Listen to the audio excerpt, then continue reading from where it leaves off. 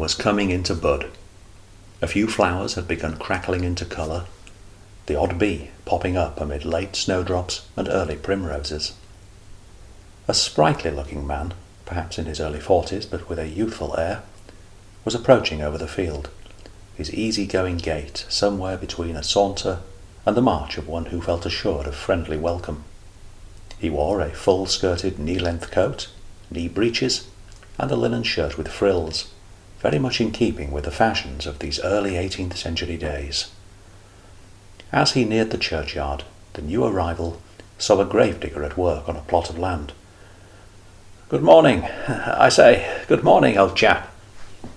The gravedigger straightened up to regard him with a humourless expression. Soon the younger man was drawing close, puffing into the air with the impression of one satisfied by a good invigorating stroll. This must be St. Jude's. He cast an admiring gaze up at the Gothic parapets, the mischievous-looking gargoyles, and the stately bell tower, almost teary-eyed. "I've heard so much about this place.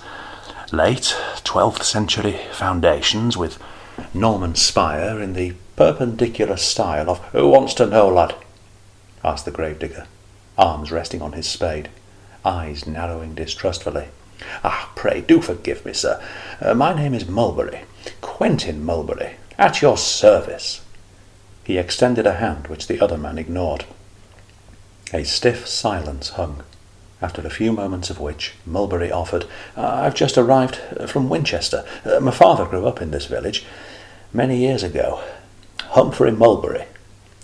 His audience met this information with a blank look, so he threw in, "That is, Humphrey, Duke of Snaresborough, commander of the King's 5th Dragoon Guard. Perhaps you remember him?" "Nay, lad, can't say as I do." Clearly the gravedigger was uninterested and unimpressed. Raising an irritated glance at his unwelcome guest, he dragged the spade across the edge of the hole he had been digging, as if to emphasize that time was being wasted. As his resentful host returned to his labours, huffing and puffing rather exaggeratedly, felt Mulberry, the newcomer tried looking cheerful. "Well, it's a mighty fine church, my man. I must say I'm terribly impressed by the—" "Oh, for God's sake, what you wanting now? Haven't I just told you I've got work to do? This blasted grave won't dig itself, lad, so what is it, eh? What can I do for you? Well, go on, lad, spit it out." Mulberry was taken aback, and for a moment both stood looking rather ashen-faced. In the end, the sexton broke the silence. "Look, I'm sorry, son, but we don't all have time to stand around chatting. I'm a busy bloke. We've had 3 of the buggers pop the clogs this last week, and they reckon old Bill's on his last legs now, so that'll be another one wants digging afore I've chance to catch me breath.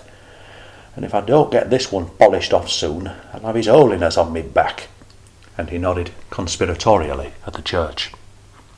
"Indeed, sir, I apologise for interrupting. I shall leave you to fulfil your responsibilities, free from my intrusions." "I'm truly sorry, Mr. Bulworth," barked the other man guardedly. "Delighted to have made your acquaintance, Mr. Bulworth." Pausing for a moment, he risked one final incursion into the gravedigger's solitude. "And so I shall be off. But pray, do you suppose you could advise me as to the whereabouts of His Holiness, as you say, Father, the vicar of this parish?" This time Bulworth did not deign to speak, but simply prodded his head in a reluctant nod towards the church. "I see." Mulberry cursed himself inwardly. So this whole awkward encounter might have been avoided had he simply headed for the church door. "In which case, Mr. Bulworth, I shall bid you good day. Many thanks for all your help." As Mulberry marched towards the church, Bulworth took up his spade again, stabbing it into the tough, cold earth where a few pockets of frost still clung after what had been a long, raw winter. "Aye," he muttered under his breath. That's about right, is that, isn't it, eh? No time for talking with likes of me now he's got his lordship in his sights. I might as well not exist, eh? Well, bugger you, you little snob. See if I care.